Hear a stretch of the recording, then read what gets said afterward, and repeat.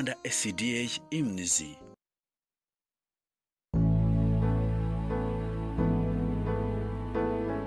Ndagusuhuje muvandimwe dukunda guhurira mu kumva amateka y'indirimbo zo guhimbaza Imana ni kuri Rwanda SDA imnizi.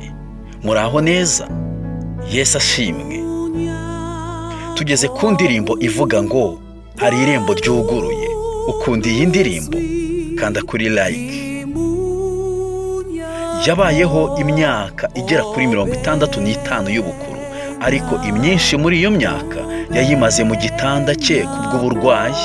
Inkuru ya Lydia Odell Baxter ni imwe mu nkuru zibabaje benshi bagiye bahura nazo mu mateka y'indirimbo zo guhimbaza Imana. Lydia Odell Baxter niwe wahimbye indirimbo ivuga ngo hari irembo ryuguruye. Lydia yavutse mu 1909 mu kwezi kwa 9, hari ku itariki 2. Yari umusizikazi w'umunyamerikakazi kandi akaba umwanditsi w'indirimbo zo guhimbaza Imana. Yibukirwa ku ndirimbo nyinshi, ariko by'umwihariko ku ndirimbo ivuga ngo mu ijuru no mu isi yose nta zina nk'irya Yesu, ndetse n'iyi ndirimbo twavuzeho uyu munsi ivuga ngo hari irembo ryuguruye. Lydia n'umuvandimwe we baje kuri Yesu ubwo babwirizwaga n'umumisiyoneri w'umubatista witwaga Amercan. Kuva ubwo bibonye mu itorero ry'ababatista. Lydia amaze kuba mukuru yaje gufatwa n'uburwayi bwaje no kumuheza mu gitanda hafi y'ubuzima bwe bwose yari asigaje ku isi. Ariko ubwo burwayi ntibwigeze buhagarika ukwiga Bibiliya kwa Lydia no gukomeza kwandika indirimbo zitandukanye. Iyi ndirimbo ivuga ngo hari irembo ryuguruye, Lydia yayihimbye ubwo haburaga imyaka 3 gusa ngo ave mu mubiri. Hari mu 1871.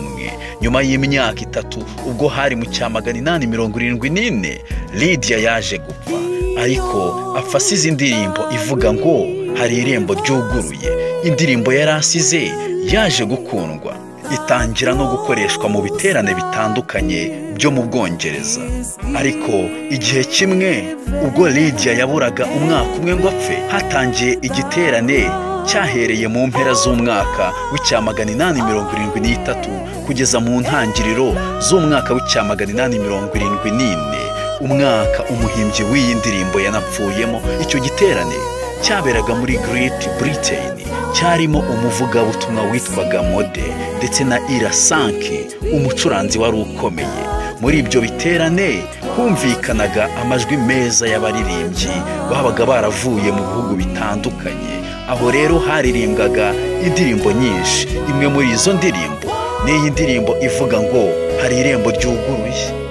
Aho haje kumvikana umugore muto wari umaze gukorwa ku mutima n'iyi ndirimbo, maze yumvikana asenga ati, "Oh data wo mwijuru, ni ukuri koko irembo ryaranyugururiwe, ni ukuri hari irembo ryanyugururiwe.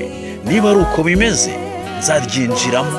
Muri uwo mugoroba uyu muntu ubwo yari amaze gusobanukirwa iby'iri rembo, yahise yihana yizera Yesu Kristo nk'umukiza we. Yitwaga Maji Lindsay, yakomokaga muri Scotland. Umunsi wakurikiyeho Maji yahamagaye pasitoro witwaga Wilson maze amubwira iby'icyemezo yafashe. Pasitoro yaje kumusaba kubwira bagenzi be iby'ubwo buhamya bwe. Maji yarabikoze nk'uko pasitoro we yabimusabye, ndetse ubuhamya bwe bw'uko binyuze muri iyi ndirimbo yamenye uwamwugururiye irembo buhindukira benshi umugisha muri uwo mugoroba. Maji ku itariki 28 z'ukwa mbere ubwo hari mu 1874 yafashe gari ya moshi imusubiza iwabo, ariko Maji ntiyageze iwabo. Gari ya moshi yaje gukora impanuka, hapfamo abagenzi benshi. Mu basanzwe bapfuye harimo Maji, umugore muto wari umaze kwihana ubwo yasobanukirwaga irembo ryamwugururiwe. Ubwo babonaga kimwe mu biganza bya Maji, basanzemo ikiganza cyari gipfumbase urupapuro rwari rwanditseho indirimbo Silas yari yarahuje.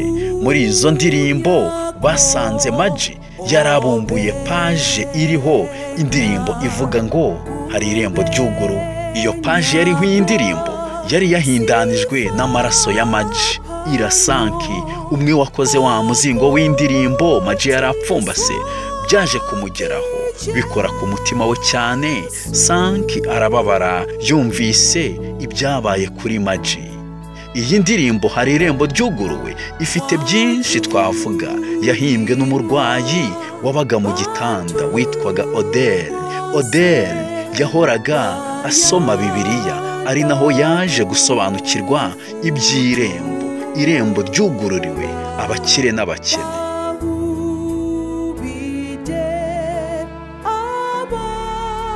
Hari irembo ryuguruwe ryatumye mpishurirwa umusaraba wa kure Yesu yatangiyeho.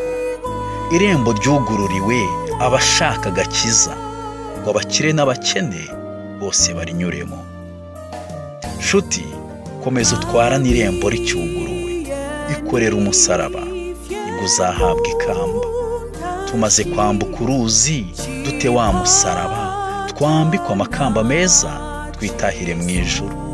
Mbega ineza n'imbabazi byatumye nugururirwa, nugururiwe.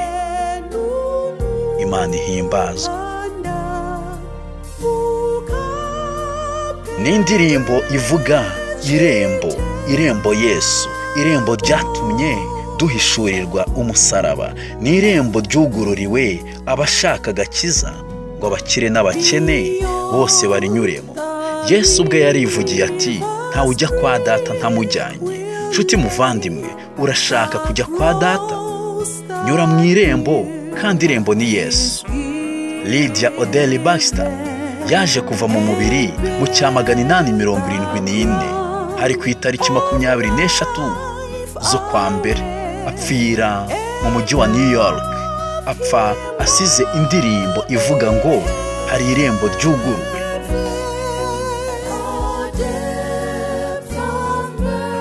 Ndagushimiye wowe muvandimwe twabanye mu kumva amateka y'indirimbo ivuga ngo hari irembo ryuguruwe, ryatumye mpishurirwa. Ukunda iyi ndirimbo? Wakora share kuri bagenzi bawe kugira ngo amateka y'indirimbo ivuga ngo hari irembo ryuguruwe ibashe kubageraho. Bifurije ibihe byiza. Nitwa Jacques Lameck. Imana iguhe umugisha.